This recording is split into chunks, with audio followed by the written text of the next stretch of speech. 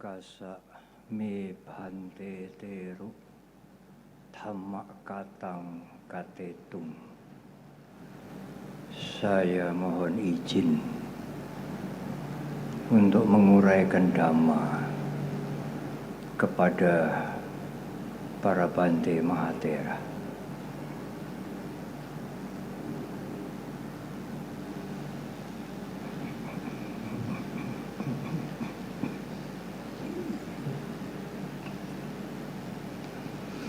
Namo tassa bhagavato arahato samma sambuddhassa. Namo tassa bhagavato arahato samma sambuddhassa. Namo tassa bhagavato arahato samma sambuddhassa.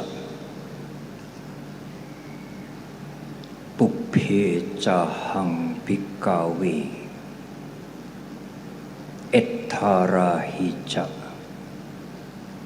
dukkan cewa panyapemi dukkassa ca nirodhanti ti.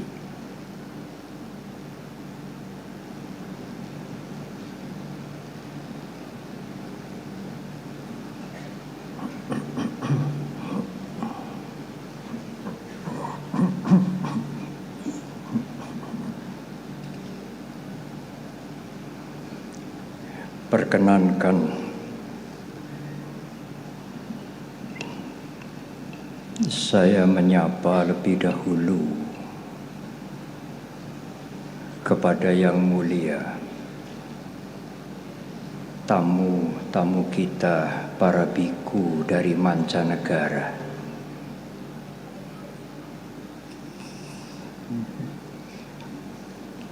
His Eminence Samdet Priamaha Arya Wangsa,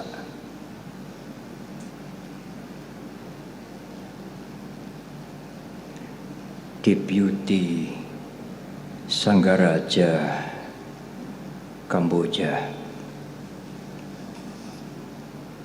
Beliau juga Rektor Preh Sihanograja Buddhist University.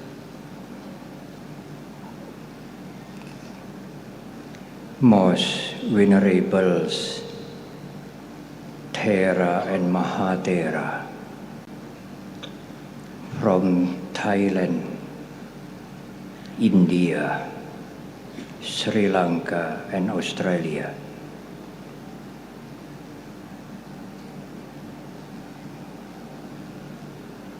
Bapak Dirjen Bimas Buddha Kementerian Agama Republik Indonesia, Bapak Supriyadi, His Excellency the Ambassador of Sri Lanka for Indonesia and ASEAN, Admiral Profesor Jayanat Kombalagi,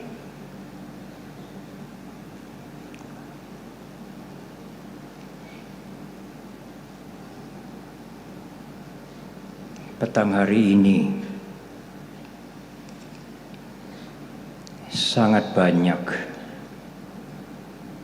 saudara-saudara dekat kami, saudara-saudara kami lintas iman, lintas agama. Kami ingin menyapa semuanya, tetapi amat sulit karena sangat-sangat banyak. Beliau hadir dengan sukacita dan kehangatan persaudaraan.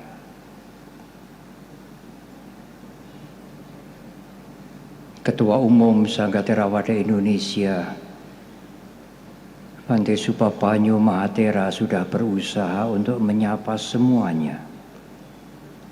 Demikian juga pada waktu menyampaikan kenang-kenangan. Tetapi perkenankan saya menyapa kembali Bapak Dr. Lukman Hakim Saifuddin, Menteri Agama pada tahun 2014 sampai 2019, saudara dekat kami.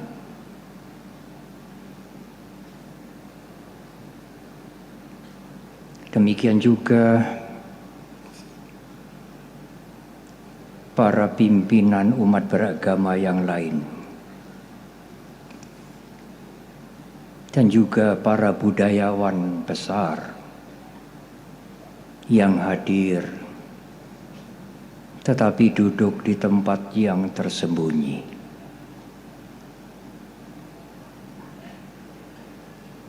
Ibu, Bapak, dan Saudara, sebagaimana tadi disebutkan, purnama di bulan Asalha atau Asada memperingati tatkala Guru Agung Buddha Gotama mengkhotbahkan ajaran beliau yang pertama. Khotbah ini dikenal dengan sebutan Dhammacakka Pavattana Sutta, khotbah pemutaran roda Dhamma. Relief Lalita Wistara Candi Borobudur, panel yang terakhir mencatat peristiwa khotbah pertama ini.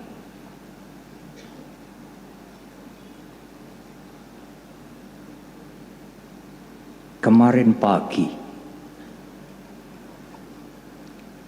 para tamu biku-biku kita mendapatkan izin khusus untuk naik sampai ke puncak Candi Borobudur.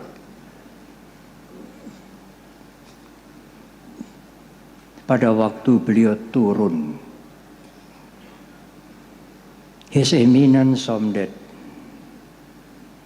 Maha Arya Wong mendekati saya dengan wajah berseri-seri. Beliau pertama kali naik ke Candi Borobudur. Apa komentar beliau? Beliau memberikan komentar, saya membaca banyak buku dan melihat sering Candi Borobudur. Tetapi pagi hari ini saya naik sendiri ke Candi Borobudur. Oh, setelah sampai di atas, apa yang saya lihat beyond my imagination.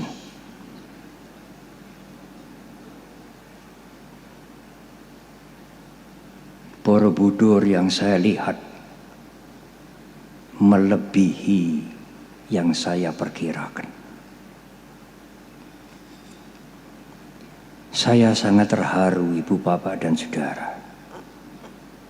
Tetapi sebagai biku, saya menyembunyikan keterharuan saya.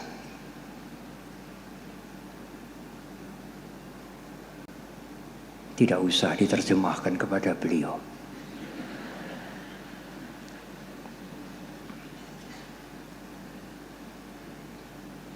Saudara-saudara,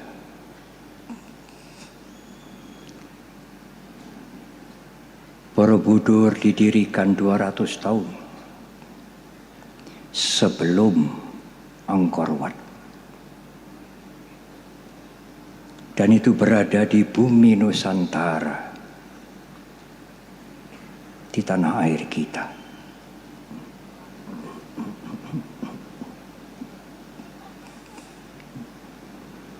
Ibu, bapak, dan saudara, Prof. Ibnu Maryanto menyampaikan pada saya, beliau adalah guru besar dan peneliti dari BRIN,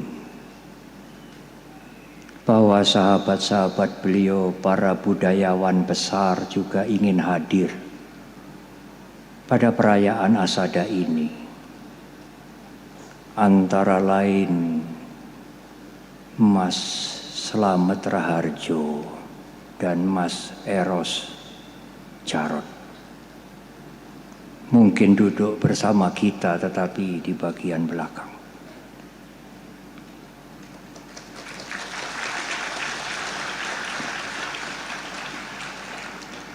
Pada tahun ini budayawan besar kita, seniman besar kita, Bapak Inyoman Alim Mustafa, mengkreasi kereta untuk membawa kitab suci Tipitaka yang baru.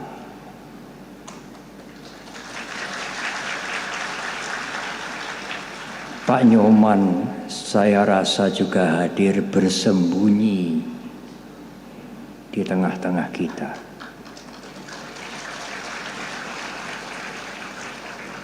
Tetapi juga Mbak Wilis semalam mengirim berita kepada saya, Bante, besok saya didhawuhi panitia untuk mementaskan tari puja. Saya akan mengiringi dengan iringan kula manik. Kula manik artinya keluarga permata. Tetapi panitia berpesan, saya harus mengiringi tarian itu dengan tembang bahasa Indonesia. Kalau saya ada kesalahan, Bante, nyuwun gunging pangapunten. Mbak Wilis adalah seniman besar juga, yang saya mengatakan saya percaya kepada Mbak Wilis. Itulah perayaan atau peringatan Asalha pada malam hari ini. Ibu, bapak, dan saudara, tidak perlu juga untuk kembali memuji kepada panitia, karena Ketua Umum Sangga Theravada Indonesia sudah memberikan pujian.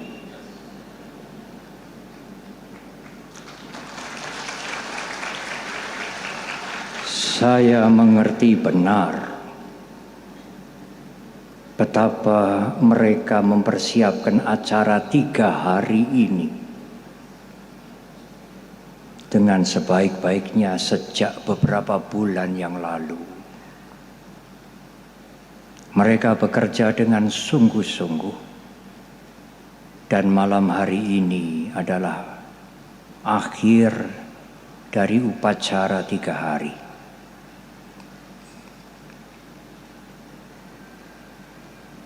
Dua hari yang lalu, para biku, samanera, dan umat Buddha membaca sutta, khotbah Guru Agung Buddha Gautama, yang kitab sucinya secara lengkap ada di kereta Tipitaka yang dibuat oleh Pak Nyoman.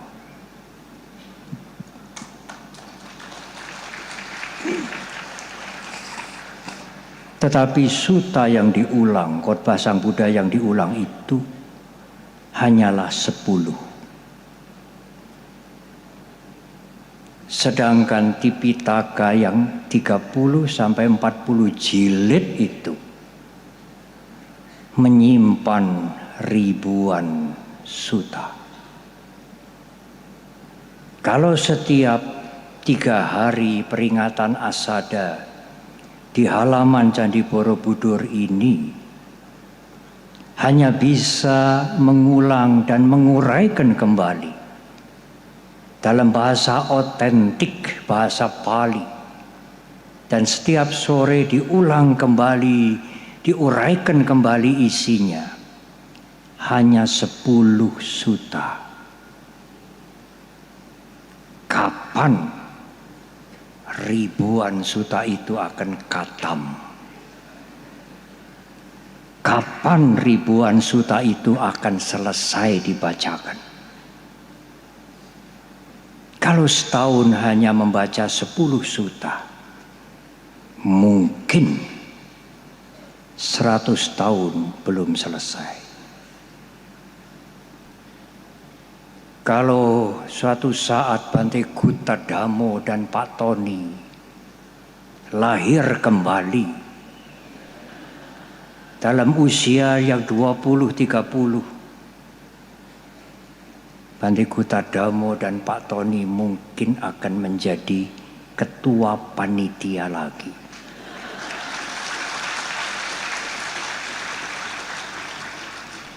Ibu, bapak dan saudara, rasanya puji-pujian harus selesai. Sekarang tiba waktunya saya menguraikan Dhamma sebagai puncak pembacaan Sutta-Sutta Tipitaka dan peringatan Asalha atau Asada ini. Dengarkan, perhatikan dengan sebaik-baiknya. Ribuan sutta dalam kitab suci Tipitaka, ibu bapak dan saudara, yang sering dikatakan memuat 84.000 topik, 84.000 kanda. Akan tetapi, ribuan sutta dan puluhan ribu topik itu diberikan oleh Guru Agung untuk menjelaskan Dhamma kepada bermacam-macam lapisan masyarakat yang mempunyai kemampuan tidak sama. Akan tetapi, inti ajaran Guru Agung kita adalah Cattari Arya Satchani, 4 kebenaran Arya,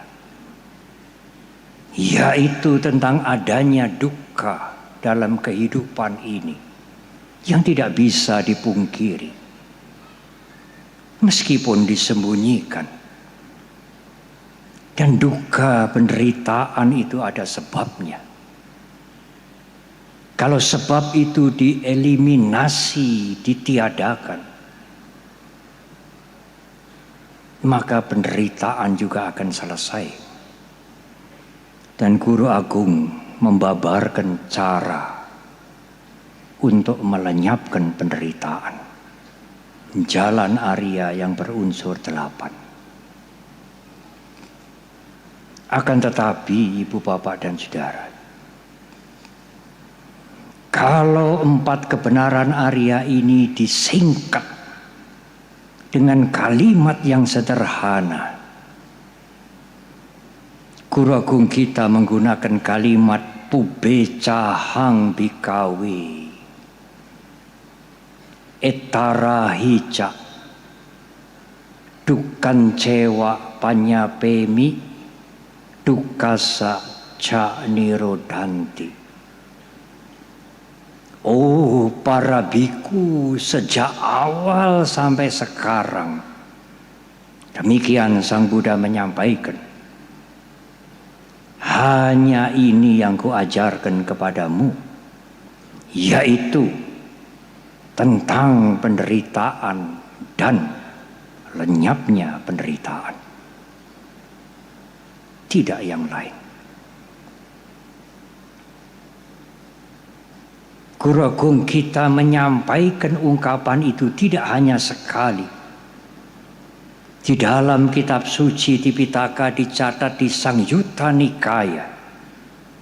Pada waktu beliau menyapa Anuradha, Pube Cahang Anuradha, Etara Hija dan seterusnya.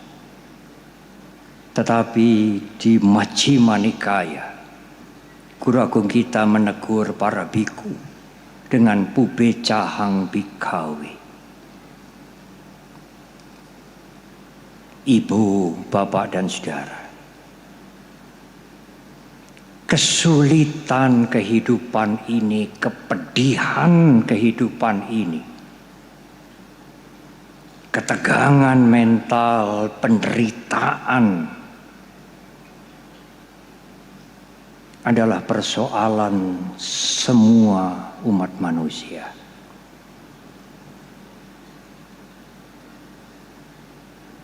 Apakah yang menjadi sebab semuanya itu?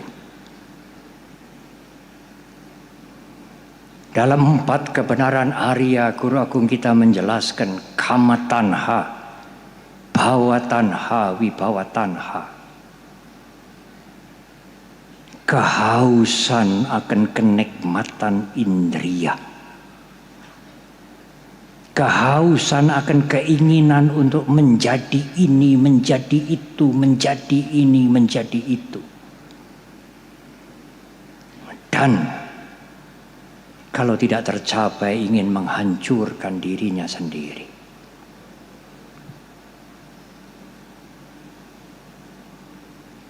Hawa nafsu yang membara itulah ibu bapak dan saudara,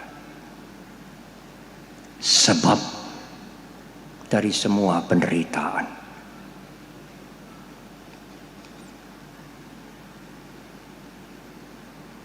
Ada seorang guru besar meditasi, sampun suwargi, sudah meninggal dunia. Beliau menggunakan kalimat yang sangat mudah untuk ditangkap tentang sebab penderitaan.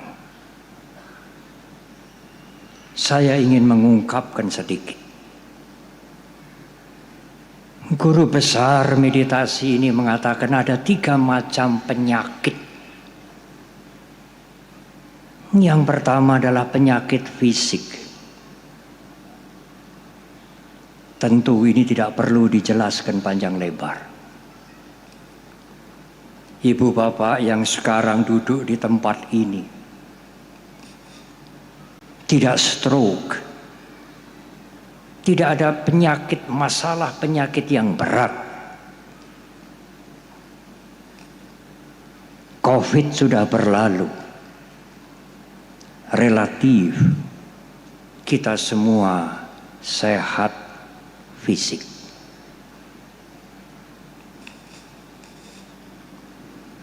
Tetapi suatu ketika kalau saudara bertemu dengan seseorang, lalu saudara bertanya, Anda dari mana? Maaf, Anda dari mana?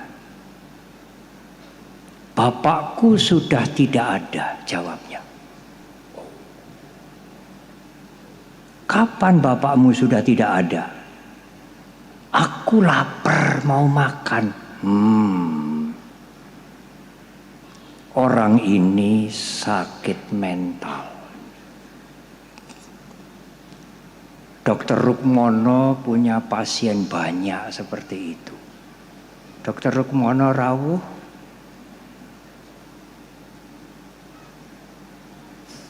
Enggak. Kita semua yang hadir sekarang bisa menjawab, bisa menyampaikan pendapat dengan berurutan yang baik. Kita semua sehat mental. Tetapi ibu bapak dan saudara, Apakah kita sehat spiritual? Di satu daerah terkenal dengan penghasil yang paling bagus kualitasnya, penghasil soto. Saya tidak ingin menggunakan bahasa Indonesia. Yang tidak mengerti soto nanti tanya kepada umat Buddha dari Muntilan, Magelang. Soto. Karena kualitas soto di daerah itu baik sekali, mahal harganya. Lalu para petani dan pedagang ini membeli soto dari daerah lain. Soto bukan soto. Soto dari daerah lain itu dirajang, dicampurkan dengan soto yang berkualitas baik itu. Masih ditambah dengan air gula. Supaya berat. Dan kualitasnya kelihatan sangat baik. Ibu, bapak, dan saudara. Soto yang dipalsu ini dijual dengan harga kualitas prima. Ibu, bapak, dan saudara. Orang yang seperti ini apakah sakit mental? Tidak. Orang seperti ini cerdas sekali. Menggunakan akalnya, pikirannya untuk memalsukan soto itu. Orang ini sehat fisik, sehat mental, tetapi tidak sehat spiritual. Dia menipu karena keserakahan.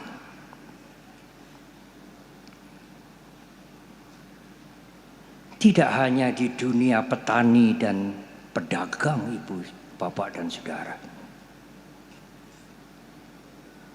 Di dunia pendidikan, kedudukan, kekuasaan, bahkan di lembaga agama. Orang-orang yang cerdas, yang pandai, justru mereka membuat hal-hal yang tidak benar.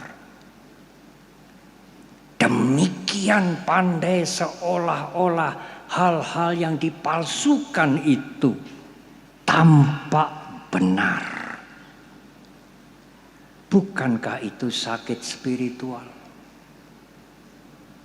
Sehat fisik, sehat mental, tetapi tidak sehat spiritual.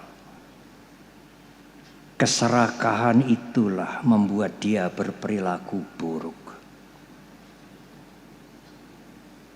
Dan kalau usahanya gagal, timbullah kebencian. Ingin menghancurkan yang lain.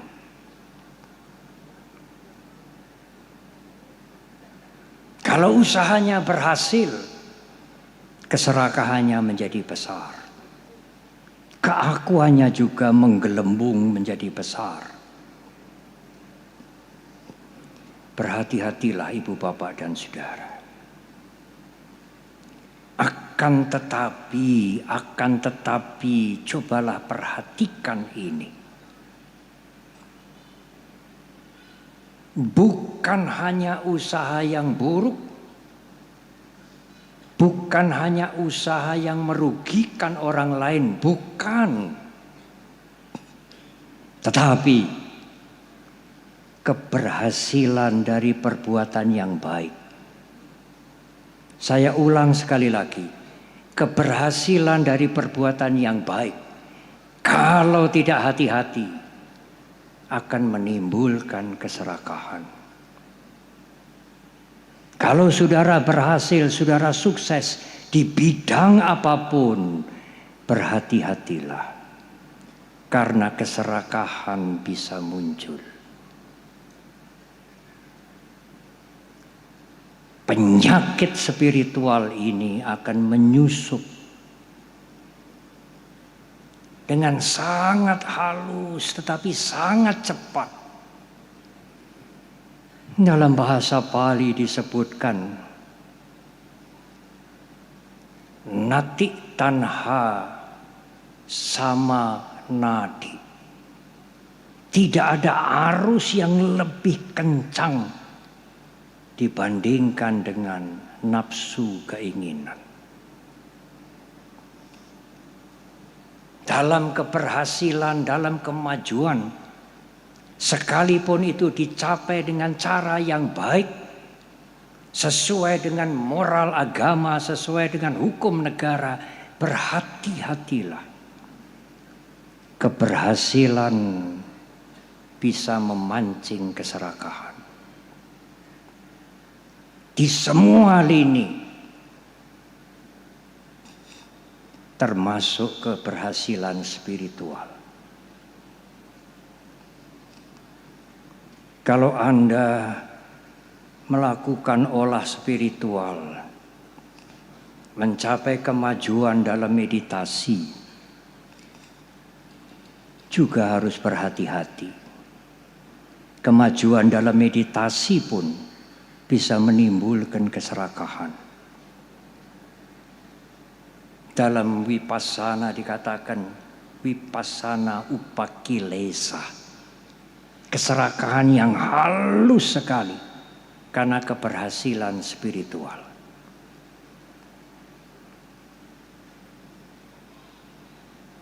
Apalagi kenikmatan indera, ibu bapak dan saudara.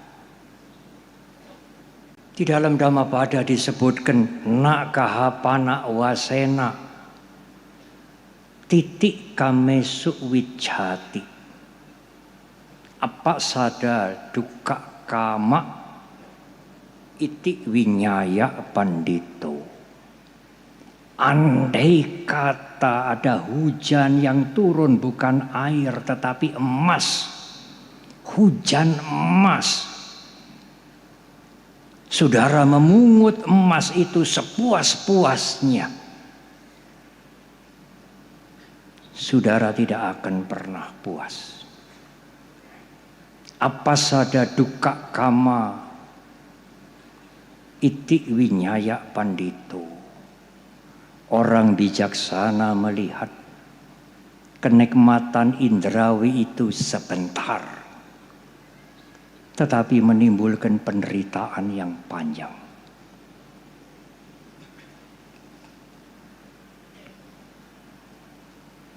Ibu, bapak dan saudara, ada seseorang yang kemudian mengatakan pada saya, Bante, kalau begitu ajaran agama kita ini, kami umat Buddha ini, tidak boleh terlalu maju. Tidak boleh kaya-kaya amat, sedang-sedang saja. Miskin lebih baik. Menjadi biku lebih terpuji. Apakah demikian, saudara? Tidak.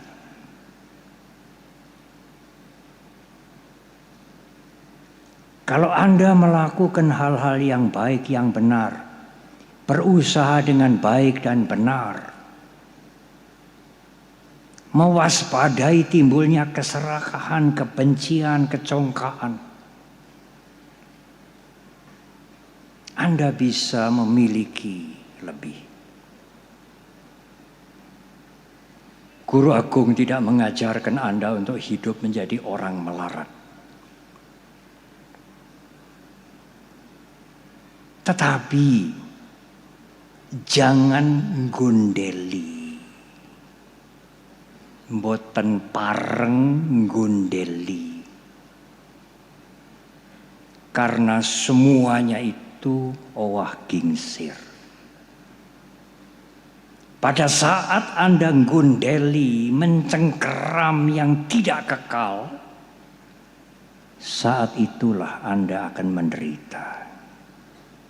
Apa toh saudara di dunia ini yang kekal? Tidak ada. Semuanya tidak kekal. Mengapa kita ngundeli?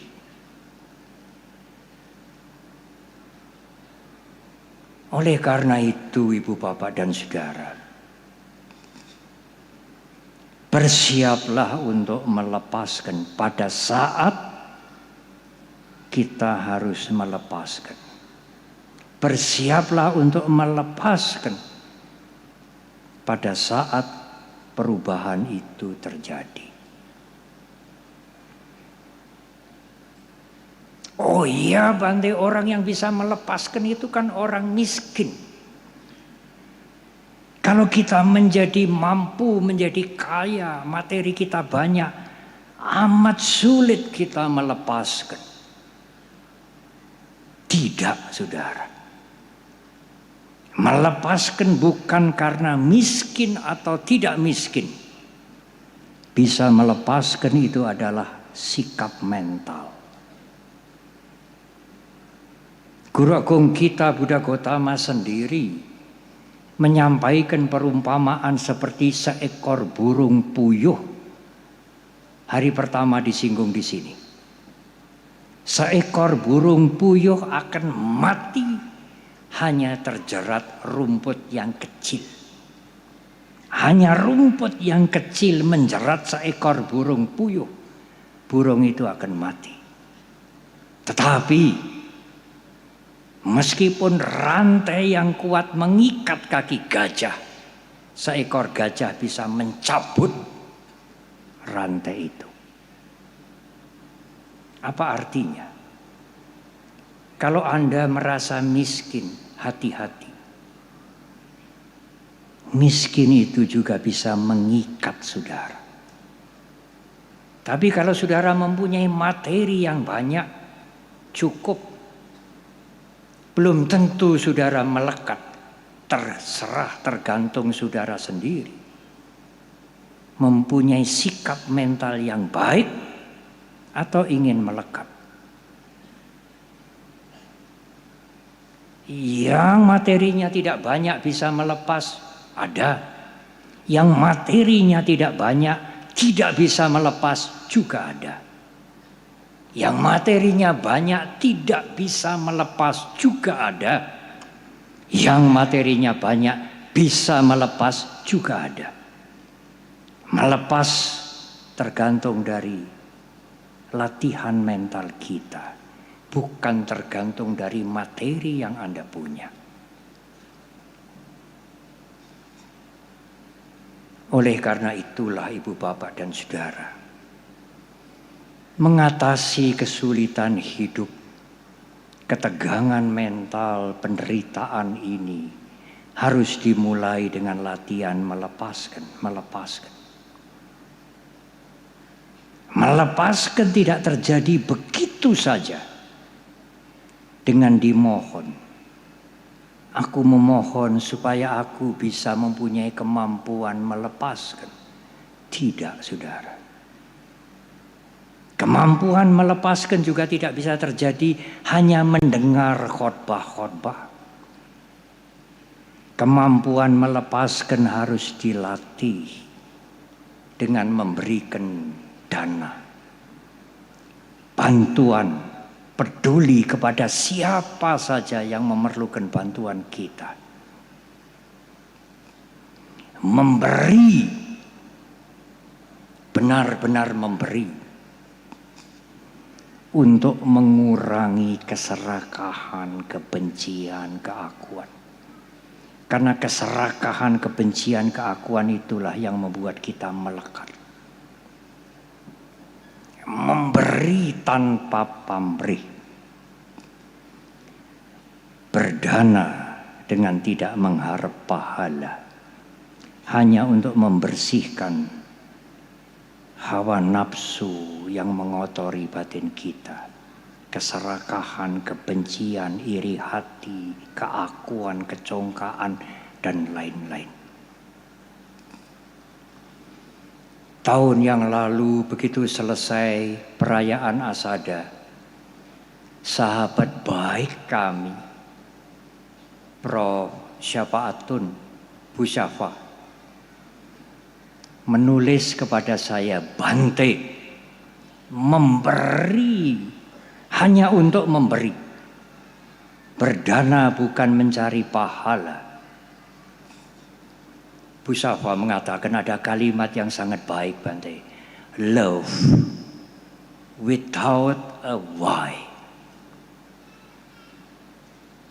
Love artinya memberi tanpa why, tanpa pamrih. Ibu, ada seorang remaja yang mengatakan pada saya, Bante, love without a why itu kan kita anak-anak muda ini. Kalau sudah love without a why, buta.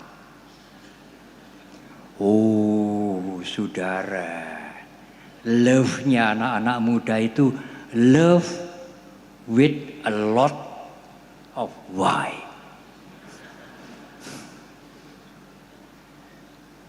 Ibu, bapak dan saudara, setahun yang lalu juga, pada waktu meresmikan Wihara Mahasampati, di sini ada umat dari Medan.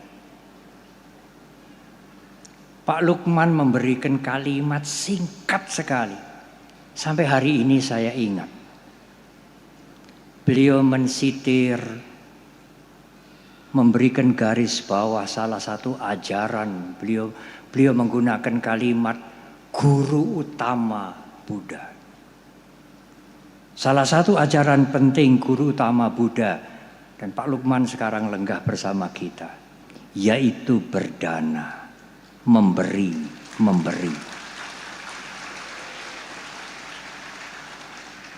Saya juga teringat kepada Romo Agung. Beliau kuliah, di Hong Kong University, di program S3. Mengerti sekali beliau agama Buddha.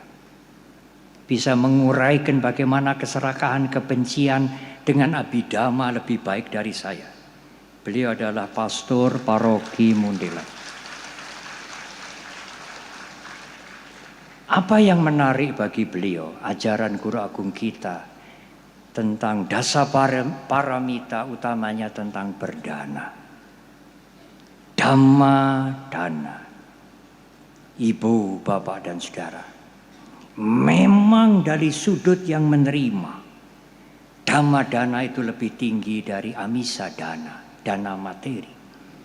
Tetapi bagi yang memberi, baik berdana materi, baik berdana ilmu, baik berdana dhamma, harus without a why.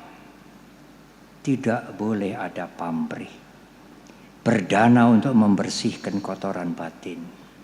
Itulah langkah pertama mengurangi kemelekatan. Melekat, attachment adalah awal dari penderitaan. Melekat, attachment, upadana adalah bentuk nafsu indera yang sangat kasar. Ibu, bapak dan saudara, Guru Agung kita kemudian juga melanjutkan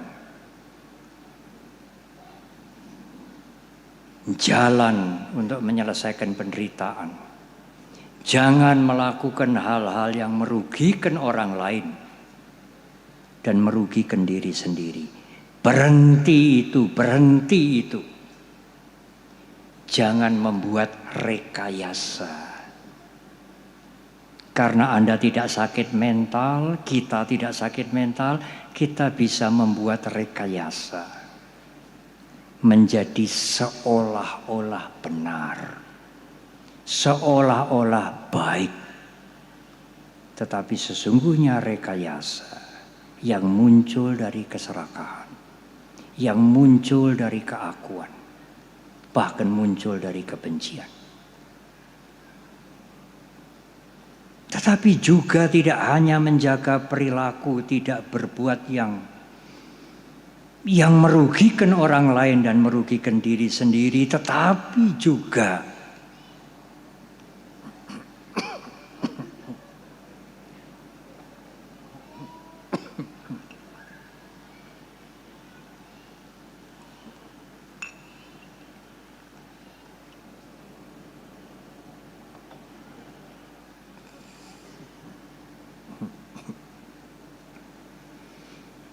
adalah latihan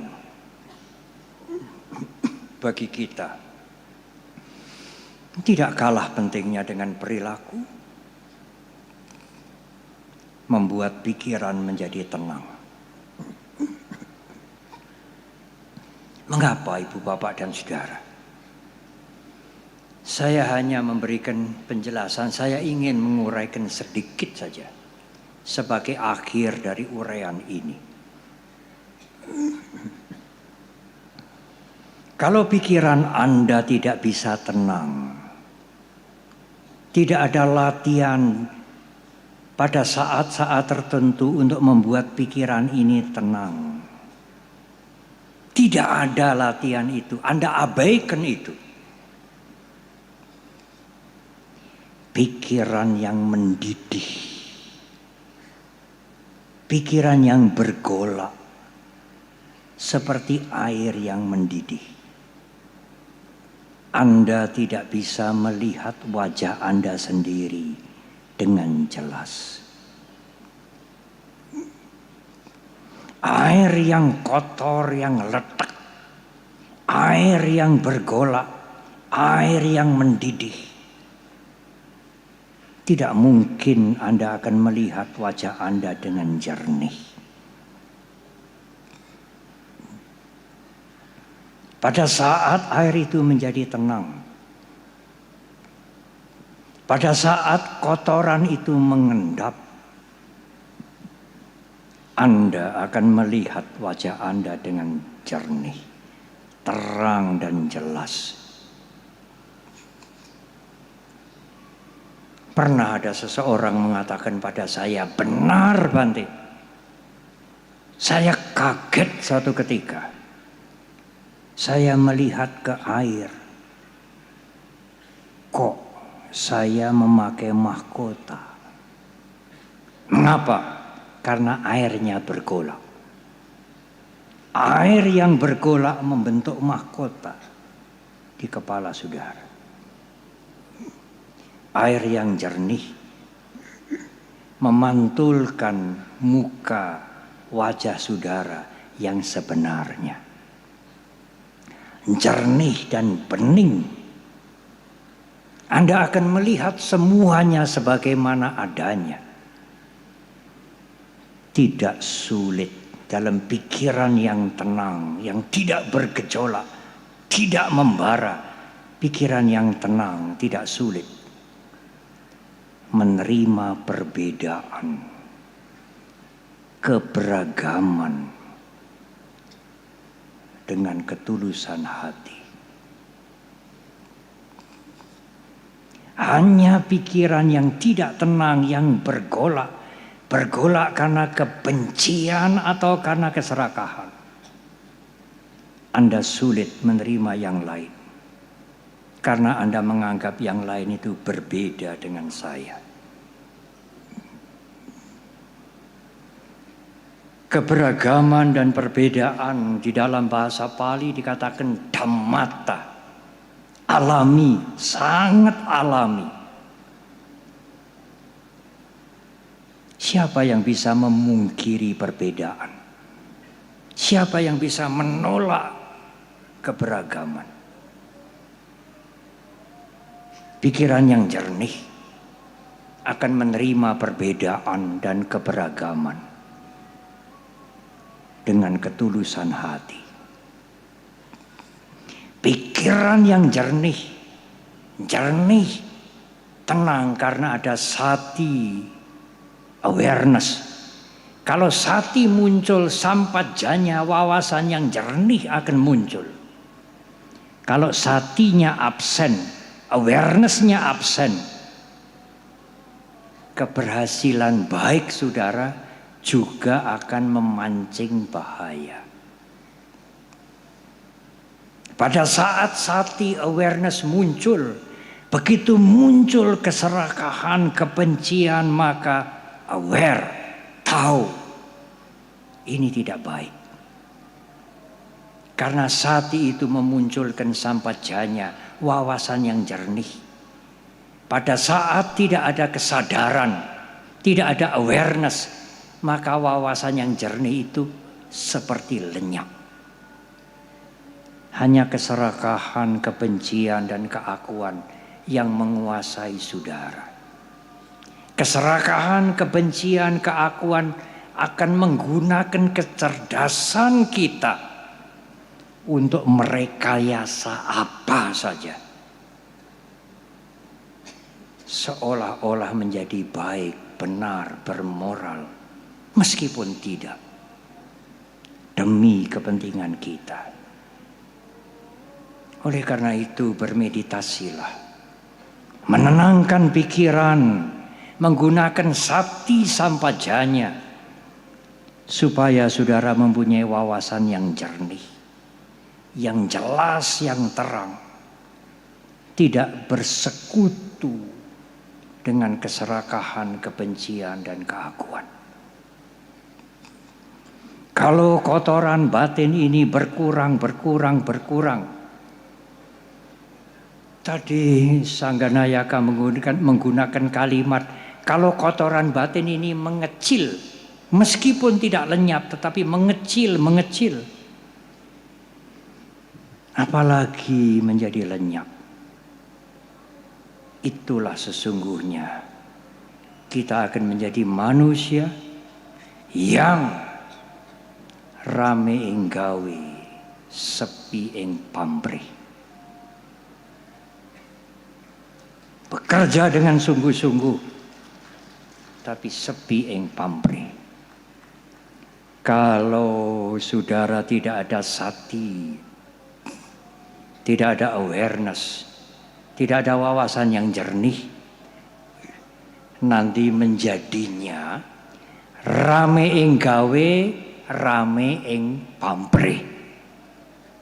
Tidak boleh demikian.